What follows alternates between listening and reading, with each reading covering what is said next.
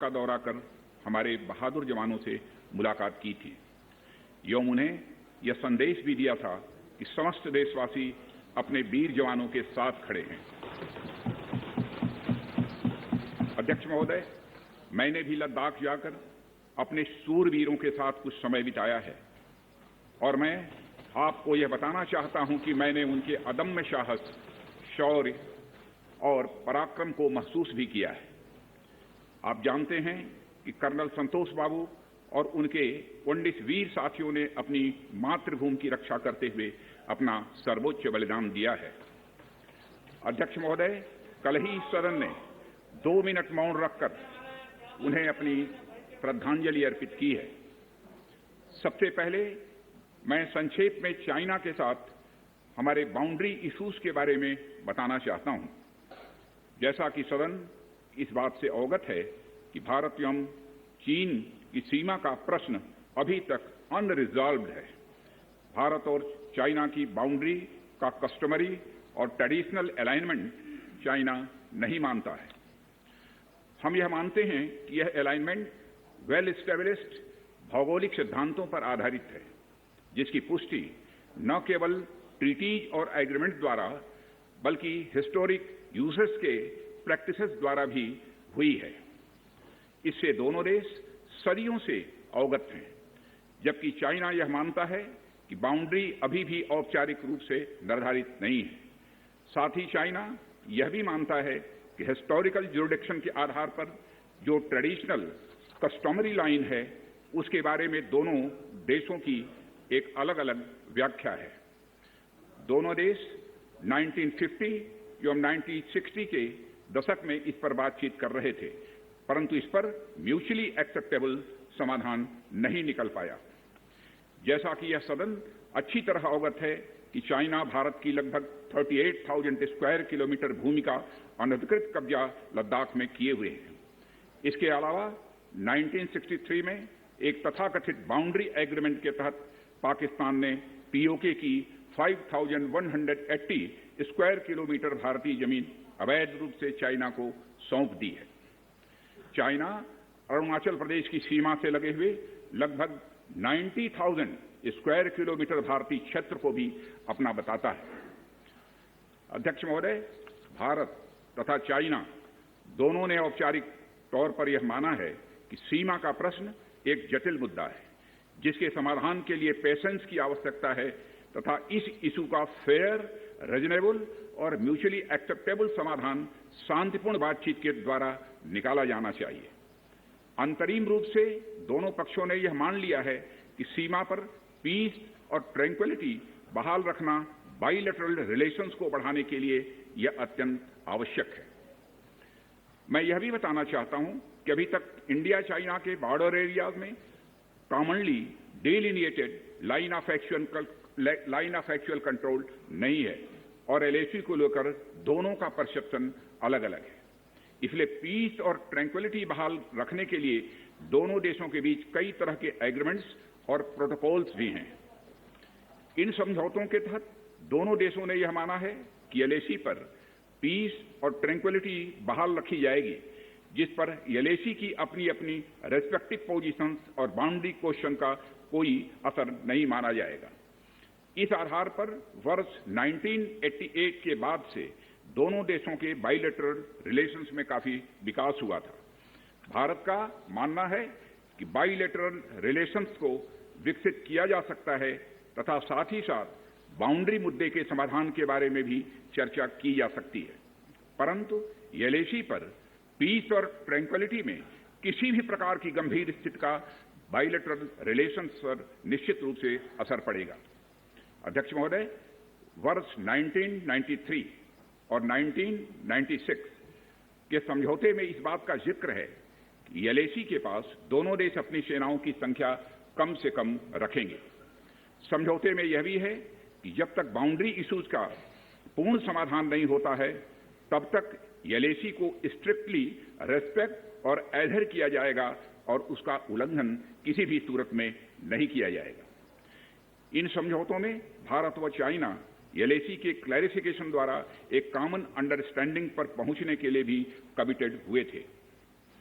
इसके आधार पर 1990 से 2003 तक दोनों देशों द्वारा एलएसी पर एक कॉमन अंडरस्टैंडिंग बनाने की कोशिश की गई, लेकिन इसके बाद चाइना ने इस कार्रवाई को आगे बढ़ाने पर सहमति नहीं जताई है।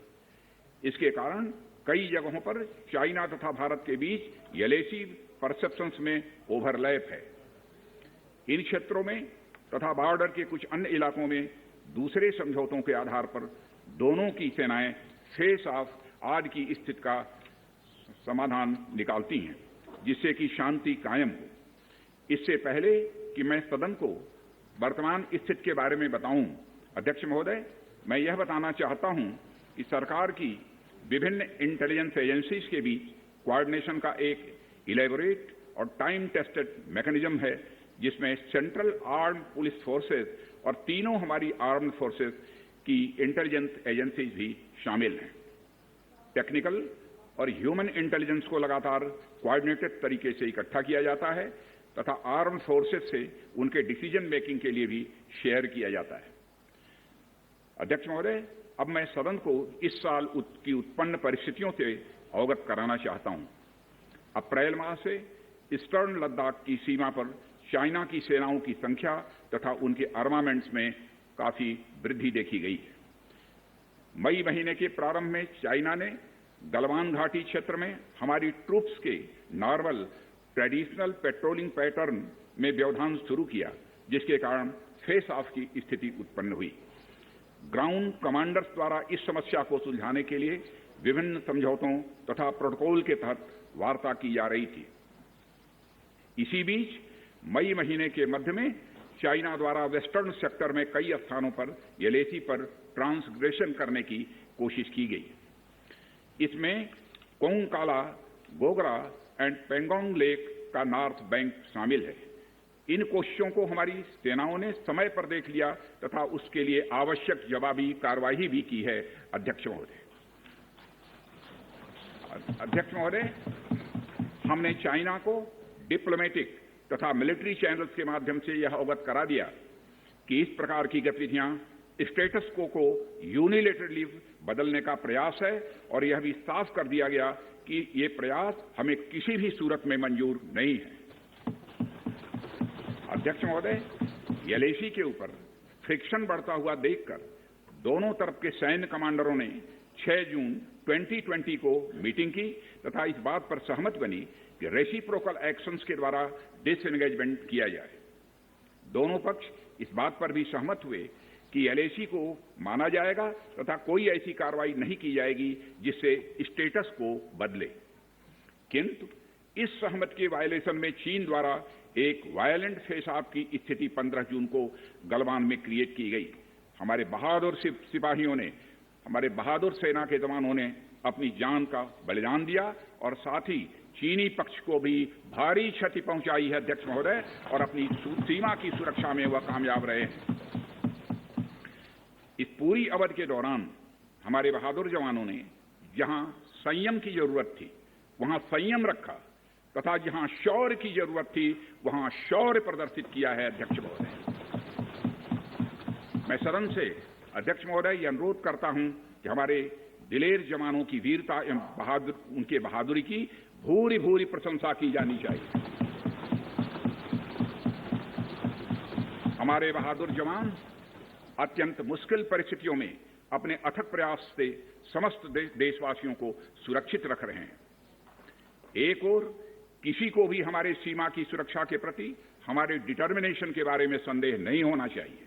वहीं भारत यह भी मानता है कि पड़ोसियों के साथ शांतिपूर्ण संबंधों के लिए आपसी सम्मान और आपसी सेंसिटिविटी भी आवश्यक है।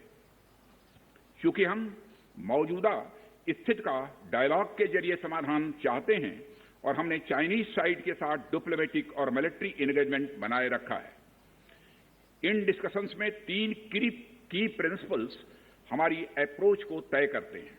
फर्स्ट, दोनों पक्षों को एलएसी का सम्मान और कड़ाई से पालन करना चाहिए। सेकंड, किसी भी पक्ष को अपनी तरफ से यथास्थिति का उल्लंघन करने का प्रयास नहीं करना चाहिए। और थर्ड, दोनों पक्षों के बीच सभी समझौतों और अंडरस्टैंडिंग्स का पूर्णतया पालन होना चाहिए।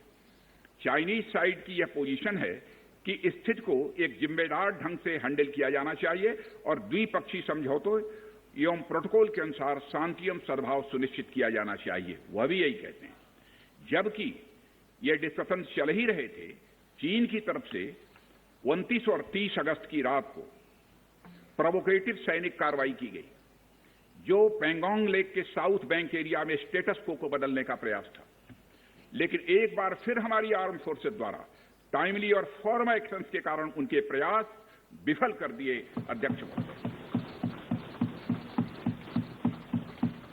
अध्यक्ष महोदय, जैसा कि उपर्युक्त घटनाक्रम से यह स्पष्ट है, चीन की कार्रवाई से हमारे विभिन्न द्विपक्षीय समझौतों के प्रति उसका डिसरिगार्ड पूरी तरह से दिखता है। चीन द्वारा ट्रुप्स की भारी मात्रा में तैनाती किया जाना 1993 और 1996 के समझौतों का यह उल्लंघन है।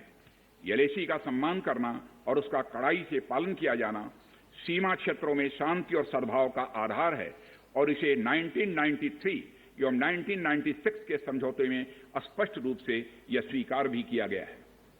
जबकि हमारी आर्म फोर्सेस इसका पूरी तरह से पालन करती हैं। चाइनीज साइड की ओर से ऐसा नहीं हुआ है। उनकी कार्रवाई के कारण एलएसी के आसपास समय समय पर फेस ऑफ्स और फ्रिक्शंस भी पैदा हुए हैं। जैसा कि मैंने पहले भी उल्लेख किया, इन समझौतों में फेस ऑफ की स्थिति से निपटने के लिए विस्तृत प्रोसीजर्स और नॉर्म्स भी निर्धारित हैं। तथापि इस वर्ष हाल की घटनाओं में चाइनीज फोर्सेस का वायलेंट कंडक्ट सभी म्यूचुअली एग्रीड नॉर्म्स का पूरी तरह से उल्लंघन है। अभी की स्थिति के अनुसार चाइनीज साइड ने एलएसी और अंदरूनी क्षेत्रों में बड़ी संख्या में सैनिक टुकड़ियां और गोला बारूद मोबिलाइज किया हुआ है। पूर्वी लद्दाख और गोगरा और कोंकला और पेंगोंग लेक का नॉर्थ और साउथ बैंक पर कई फ्रिक्शन एरियाज हैं। चीन की कार्रवाई के जवाब में हमारी आर्म फोर्सेज ने भी इन क्षेत्रों में उपयुक्त काउंटर डिप्लॉयमेंट्स किए हैं अध्यक्ष महोदय, ताकि भारत के सिक्योरिटी इंटरेस्ट को पूरी तरह से सुरक्षित रखा जा सके। अध्यक्ष महोदय, मैं सदन को आश्वस्त रहना चाहिए कि हमारी आर्म फोर्सेज इस चुनौती का सफलतापूर्वक सामना करेंगी और हमारी आर्म फोर्सेज साथ ही साथ जिस प्रकार की उनके द्वारा आज भी कार्रवाई की जा रही है, जिस प्रकार से सीमा की रक्षा की जा रही है, हम सबको हमारी आर्म फोर्सेज के ऊपर गौरव है अध्यक्ष महोदय, गौरव की अनुभूति होती है। अभी जो स्थिति बनी हुई है उसमें सेंसिटिव ऑपरेशनल इश्यूज शामिल हैं। इसलिए मैं इस बारे में ज्यादा ब्यौरा का खुलासा यदि करना चाहूं तब भी नहीं कर सकता हूं अध्यक्ष महोदय, यह हमारी एक सीमा है और मैं आश्वस्त हूं यह सदन हमारी इस सेंसिटिविटी को भी समझेगा। और अध्यक्ष महोदय, मैं कोविड-19 के चैलेंजिंग समय में हमारी आर्म्ड फोर्सेस और आईटीबीपी के तेजी से डिप्लॉयमेंट हुई हैं और उनके प्रयासों को एप्रिशिएट किए जाने की जरूरत है। और यह इसलिए भी संभव हुआ है क्योंकि सरकार ने पिछले कुछ वर्षों में बॉर्डर इंफ्रास्ट्रक्चर के विकास को काफी अहमियत दी है। सदन को जानकारी है कि पिछले कई दशकों में चीन ने बड़े पैमाने पर इंफ्रास्ट्रक्चर एक्टिविटी शुरू की है, जिनसे बॉर्डर एरिया में उनकी डिप्लॉयमेंट क्षमता भी बढ़ी है। इसके जवाब में हमारी सरकार ने भी बॉर्डर इंफ्रास्ट्रक्चर के विकास के लिए अपना काफी बजट बढ़ाया है, जो पहले से दोगुना से भी अधिक है। इसके फलस्वरूप बॉर्डर एरियाज में काफी रोड्स और ब्रिजेज भी बने हैं। इससे न केवल लोकल पॉपुलेशन को जरूरी कनेक्टिविटी मिली है, बल्कि हमारी आर्म्ड फोर्सेस को बेहतर लॉजिस्टिकल सपोर्ट भी मिला है। ओके। अध्यक्ष महोदय, इसके कारण वे बॉर्डर एरियाज में अधिक अलर्ट रह सकते हैं। 1 मिनट, सेक्रेटरी जनरल ट्रांसलेशन शुरू कर दें। आ रहा है, एक बार चेक कर लो। ठीक, एक बार चेक कर लें दोबारा। ओके। अध्यक्ष महोदय, इसके कारण वे बॉर्डर एरियाज में अधिक अलर्ट रह सकते हैं और जरूरत पड़ने पर बेहतर जवाबी कार्रवाई भी कर सकते हैं। आने वाले समय में भी सरकार इस उद्देश्य के प्रति पूरी तरह से कमिटेड रहेगी, यह मैं सदन को आश्वस्त करना चाहता हूं। आदरणीय अध्यक्ष महोदय, मैं इस बात पर बल देना चाहूंगा कि भारत हमारे बॉर्डर एरियाज में मौजूदा मुद्दों का हल शांतिपूर्ण बातचीत और कंसल्टेशन के जरिए किए जाने के प्रति कमिटेड है। इस उद्देश्य को पाने के लिए मैं अपने चाइनीज काउंटर पार्ट से 4 सितंबर को मॉस्को में मिला और उनसे हमारी इन डेप्थ डिस्कशन भी हुई। मैंने स्पष्ट तरीके से हमारी चिंताओं को चीनी पक्ष के सामने रखा, जो उनकी बड़ी संख्या में ट्रूप्स की तैनाती और उनका एग्रेसिव बिहेवियर और यूनिलैटरल स्टेटस को बदलने की कोशिश से रिलेटेड था। मैंने यह भी स्पष्ट किया कि हम इस मुद्दे को शांतिपूर्ण ढंग से हल करना चाहते हैं और हम चाहते हैं कि चीनी पक्ष हमारे साथ मिलकर काम करे। वहीं हमने, अध्यक्ष महोदय, यह भी स्पष्ट कर दिया कि हम भारत की सॉवरेनिटी और टेरिटोरियल इंटीग्रिटी की रक्षा के लिए पूरी तरह से डिटरमिन्ड हैं। इसके बाद मेरे कोलीग विदेश मंत्री श्री जयशंकर जी भी 10 सितंबर को मॉस्को में चाइनीज विदेश मंत्री से मिले। दोनों एक एग्रीमेंट पर पहुंचे कि यदि चाइनीज साइड द्वारा सिंसियरली और फेथफुली एग्रीमेंट को इंप्लीमेंट किया जाता है तो कंप्लीट डिसएंगेजमेंट प्राप्त किया जा सकता है और बॉर्डर एरिया में शांति स्थापित हो सकती है। अध्यक्ष महोदय, जैसा कि सभी सम्मानित सदस्यों को जानकारी है कि बीते समय में भी चीन के साथ हमारे बॉर्डर एरियाज में लंबे स्टैंड ऑफ्स की स्थिति यह कई बार बनी है, जिसका शांतिपूर्ण तरीके से समाधान भी किया गया था। हालांकि इस वर्ष की स्थिति, चाहे वो ट्रूप्स की स्केल ऑफ इन्वॉल्वमेंट हो या फ्रिक्शन पॉइंट्स की संख्या हो, वह पहले से बहुत अलग है। फिर भी हम मौजूदा स्थिति के शांतिपूर्ण समाधान के लिए पूरी तरह से कमिटेड हैं। इसके साथ साथ मैं सदन को आश्वस्त करना चाहता हूं कि हम सभी परिस्थितियों से निपटने के लिए भी तैयार हैं।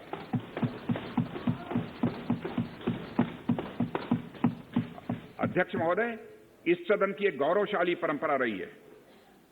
दोहराना चाहता हूं अध्यक्ष महोदय कि सदन की एक गौरवशाली परंपरा रही है कि जब भी देश के समक्ष कोई बड़ी चुनौती आई है तो इस सदन ने भारतीय सेनाओं की दृढ़ता और संकल्प के प्रति पूरी अपनी एकता और भरोसा दिखाया।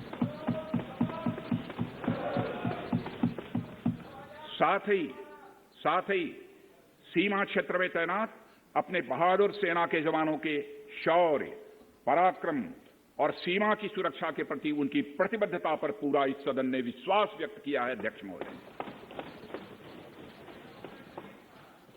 और अध्यक्ष महोदय, मैं आपको यह विश्वास दिलाना चाहता हूं कि हमारे आर्म फोर्सेस के जवानों का जोश एवं हौसला बुलंद है, इस पर किसी को संदेह नहीं होना चाहिए।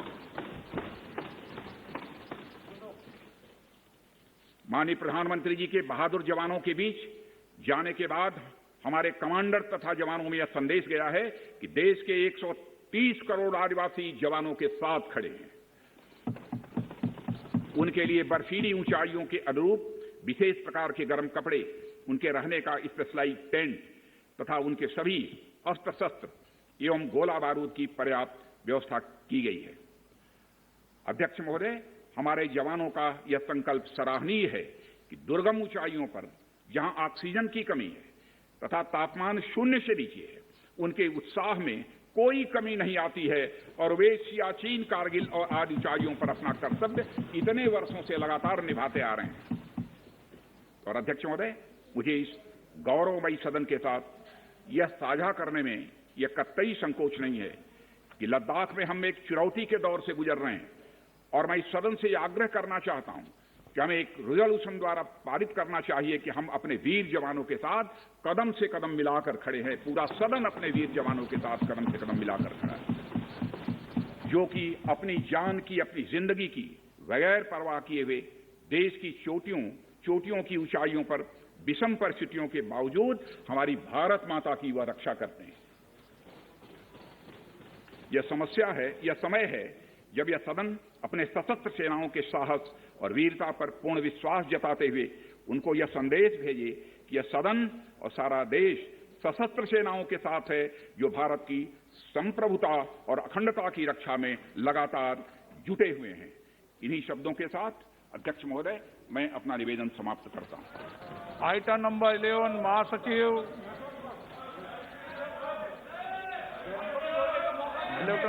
महासचिव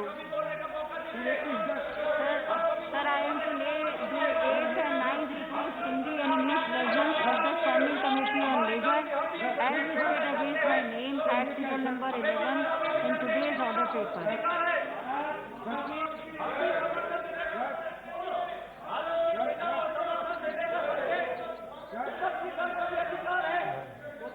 आइटम नंबर 13 से अनुराग सिंह।